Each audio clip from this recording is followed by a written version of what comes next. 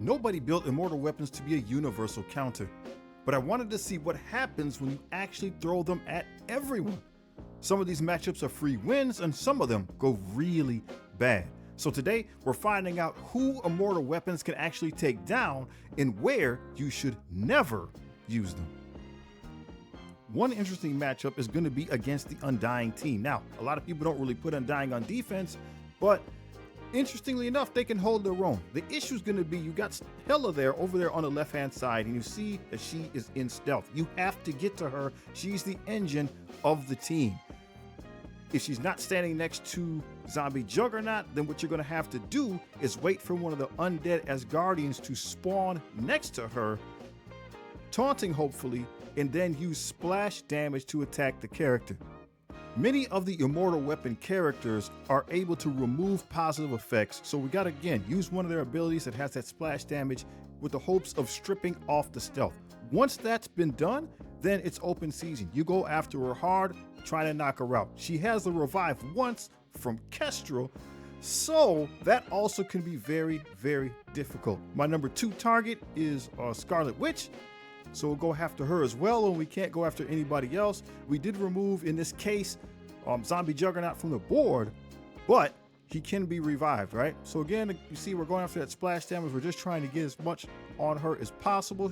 Hela has revived once from Kestrel, and she has a bunch of death proofs from destroying the undead Asgardians. Since it is a positive effect, it can be removed, but we have that safeguard in a way to still deal with. So we need to wait on Swordmaster to get an opportunity. Here he's up. He should be able to decay that safeguard for us, exposing Hela. Then we have to get a double or triple tap to get through the death proofs and get through the revive once. So somehow she resisted it, which is fine. It's a good illustration for what's going on. We'll go with the big hit, and we want to follow up from the serpent here. So we're able to chew through all that stuff. She's exposed. One more hit, and we'll just knock her out. Now, I will say this is not a great matchup. There's a lot of random elements that have to take place, but if you're in a pinch and you need it to be done, the Immortal Weapons are able to do it. The next team we want to talk about is the Absolute A-Force. Now, this is not a good combo. It can be done, but there's a lot of random elements involved. There's a lot of things you do not have control of. This is not a good matchup. This is one of those desperate times call for desperate measures. What you're going to need to do is remove the taunt from Miss Marvel Classic. It's difficult to do because she has a very high resistance. So between your characters, especially dealing with the Swordmaster, the amount of focus you have, is related to the amount of charges Iron Fist has. You don't have control over how many of those charges you're going to have at the time, right? You don't have control over that. If you're able to do it, you can knock Kohori out very quickly, and the match is pretty much over. But again, you don't have control over who's going to be taking the damage and how much then you're going to have to heal, and that's what expends your charges.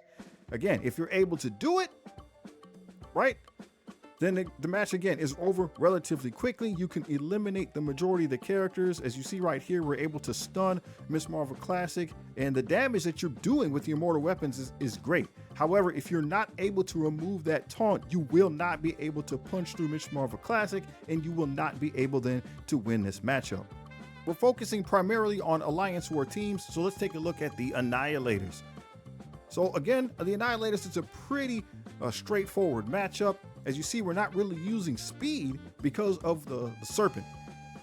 We're just going to use our attacks, go in here on Gladiator, get him to drop his taunt, and then we're going to want to focus on Gore as much as possible. We can't really apply negative effects to the team because they have Safeguard, because immunity's up, so we're just waiting on Swordmaster to take his turn to remove those items to stop us from doing what we need to do. As you know, Immortal Weapons can take a ton of damage, so we're not going to really be overly concerned about endgame Thanos and what he can do. As long as we're relatively healthy, he can't remove what we're doing. Or I shouldn't say that, but we can't really take damage the way that a lot of teams can. The Immortal Weapons can receive a huge amount of punishment. So we'll just go right at endgame Thanos. We're not too concerned about him. We're going to stun Gladiator. Well, hell, you see how that went. Good old school Danny Rand, World War II. I mean, some of the unsung heroes really pack a punch. Next up, we're going to go in on the Secret Warriors. Again, this is not a team you would normally find on defense, but depending on where you are in the game, right, people use the tools that they have available. You're going to be able to take the punishment for this team, and you want to focus on the Phantom Rider. He is the engine of the team. Once you drill through him, it's just a bunch of rework characters that don't have any buffs. So we'll just stay right on him. And again, the thing about the Immortal Weapons that's so cool is you have that immunity and that safeguard initially, and there's a ton of damage reduction. It's difficult for people to hit you hard and do any damage to the team. Unless somehow they can one-shot Iron Fist, you're just gonna heal right back up. So we had a taunt up, so we have to go after these characters here because they're taunting, and we just cut right through them like butter. Once the taunts are down, we're right back on Phantom Rider. He's gonna revive once.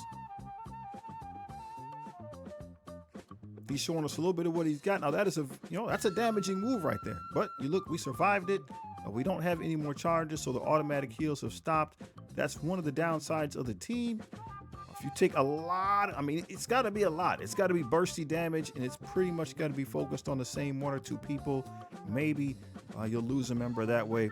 Otherwise, the team's just going to keep reviving, or excuse me, just keep healing.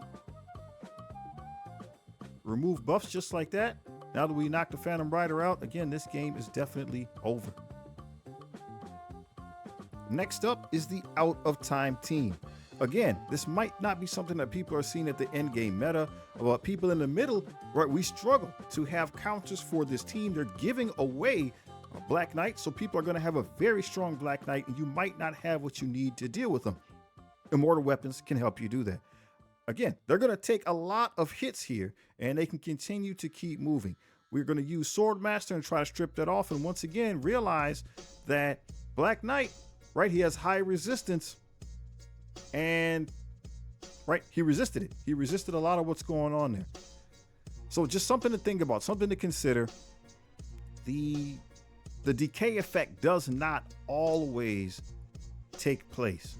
Critters can resist it. Iron Fist, once again, with the knockout there. If we can do enough damage, we can get away from Captain America here, get over to Peggy. Peggy does have also safeguard and immunity. She must have resisted the decay as well. So she's going to revive Black Knight. Nothing we can do about that. But we just have to, right, the team can endure. The team can endure. Once we get right back around to the Iron Fist, right, he knocked him out once, he can knock him out again. So, again, this is under control. We're just demonstrating that's a viable option. If you're in the mid game, then Immortal Weapons can help you get through this team. We're going to move now into the Crucible teams. That is all of the war teams that Immortal Weapons were able to counter. So we'll move into the Crucible teams now. Accursed, they handle them very, very well. Between Lady Bullseye and the Iron Serpent, speed bar manipulation really can't happen. So you're able to go first. You can take a ton of hits. You have safeguard and immunity, so they can't really do anything to you in the opening part of the matchup. So it wouldn't matter if you put Azazel here. We tried it with Azazel. It doesn't matter because the speed bar stuff doesn't work against you as the Immortal Weapons. So your main problem is, can you chew through Juggernaut before you start losing your buffs? Once that's done, you can go hard on the rest of the team. It's really a no-brainer, super easy, and it's good, right? This is something that's good for us. Accursed can be difficult. They require a decent counter, especially if you are a mid-game player. Immortal Weapons are going to make sure that you have this one in the bag. The next team we're going to look at is the Starjammers. Now, again, this is one of those cautionary tales, desperation moves. This counter does not work very often. I had a difficult time doing it consistently. It seems like the pieces should be there. You're able to do a lot of damage, but the other team, the Starjammers, from dealing with this team here, from dealing with the Immortal Weapons, seem to be able to recover. It's just a placement of moves, right? They're moves that the Starjammers has, when they take effect, just kind of naturally counters what the Immortal Weapons are trying to do. So it's just one of those things, kit versus kit. In this case, we are going to succeed, right? We can put a lot of negative effects out there. We see Groot cleared all that. So we're just going by straight damage, trying to put the KO on the targets like Havoc, Howard the Duck, and we're trying to stop Gladiator from being brought into the matchup, right? We're trying to stop him from being brought into the matchup. Not that we're afraid of him, but he just, right, with his taunt, it just makes it so we can't hit who we want to hit. We have the defense down there on Lilandra. Great opportunity. So if you can get something set up like that, awesome. The rest of it is in the bag. It might take some time to chew through Groot, just depending on the buffs that he has, but this one actually went very well. This is not typical. The next team is the Immortal X-Men. They're a Crucible team. Again, not really made for this game mode. Why would they be on defense?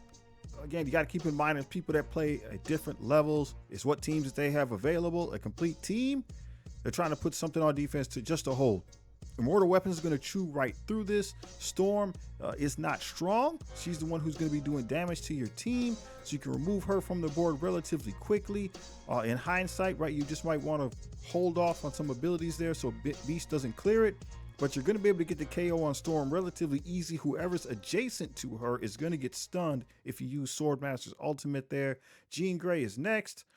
She takes a hit there, but she's not going to last long. And really, once you've removed those two characters, the match is pretty much over. There's not really anybody here that can damage you. You have the ability to control the rest of the field. Let's go ahead and move on to the next matchup. For the next matchup, we're going to look at the Superior 6. It works out great because the Immortal Weapons team doesn't have to worry about speed bar mechanics. Green Goblin Classic, not going to be able to do anything to you. Spider Slayer, not going to be able to do anything to you. You can't be controlled because you have safeguard and immunity. So again, it's a good matchup here. You just need to try to be able to drill through the Lizard. We're going to see him resist a lot of that. And that's something I see him keep coming up with this team. It's interesting that individuals seem to be able to resist some of Swordmaster and other person's abilities. Again, it is what it is. Once you're able to chew through him, this game is pretty much in the bag. You really want to wait when it comes to the Iron Serpent's ultimate. You only want to use the Iron Serpent's ultimate, in my opinion, unless you know you can get the KO on a person. Otherwise, just default to the special. And again, see, I'm debating right there, but we're just going to default to the special. He's out of there. This matchup is in the bag. Another team they do very well against is the Illuminati. Because you, again, have that safeguard and immunity, you're resisting all the control measures that Illuminati has, right? You can't be stunned, you can't be slowed, you're not going to get any of that offense down. So everything that Illuminati is trying to do, you simply counter it, right? You simply can't, it can't be done to you. If you're able to take the damage, you're just going to heal that up and continue to move forward. You just have to endure this opening barrage until it's your turn. Then you're going to be able to start putting some control effects on the opposing team. Lady Bullseye goes there a little bit, and then we're just really waiting on Swordmaster. Once he moves, since they have safeguard, we flip all that into trauma. All their goodies become bad. Because of the difference in power, we got a one-punch man here for Hank Pym. He's down. And then really, right, everything's looking, pretty easy from here. Captain Britain's out of there. Black Panther Shuri, there's really nothing left. It's really an easy matchup. In similar manner, the Insidious 6 falls into the same category. The Insidious 6 wants to control you. They want to put negative effects on you. That's how they win.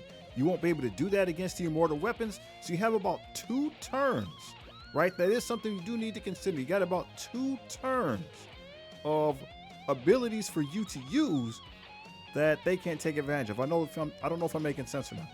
If you take too long and your buffs start to wear off, you're going to have a problem. If you can eliminate Hobgoblin and the Vulture relatively quickly, then there shouldn't be any problem. You shouldn't have anything to worry about.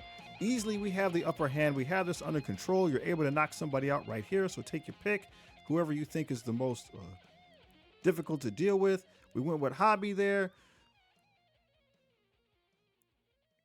Go between these individuals. See, this is where things start to get a little bit weird. We really didn't want to go after Spider-Man, but we had to. Vulture is still on the scene. Once he's removed from the board, we're going to feel a lot better. Just debating on here what to do. get the assist. And so at this point, right, 5-on-2, we have the advantage. It's pretty much in the bag. A great combo for here if you see that as well. As advertised, they beat every other raid team in the game, every single one. So we're going to look at one hybrid matchup here. We have Hive Mind Knull. Again, something that can be difficult to deal with, but since you can't be controlled and you have the ability to heal relatively quickly, this actually goes pretty well, right? This actually goes pretty well. Now, again, just to make sure everybody knows, everything that we've done so far is on the test server. Things may be different, right? Results may vary. So we're doing everything as if it's pretty much an equal matchup. Power levels might not be equal, but you know what the characters have in terms of gear and things like that is equal, right? If I'm making sense. Because Immortal Weapons have this endurance, they're able, again, they just keep taking these hits. Because of that, right? They're able to get through Hive Mind, which is relatively weak because they're dated. Knull gives them some strength, and they give Knull some strength. But if you need a counter to deal with a meta team, right, something that's a little bit difficult to deal with in Alliance War, Immortal Weapons, they can help you succeed in this application. If you didn't see a certain team listed here, that means the matchup was not good. They were not able to overcome the team. It was really too questionable, more questionable than the individuals that I already showed you earlier.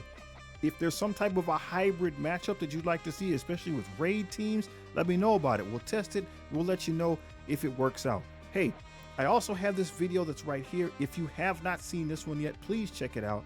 It's legit.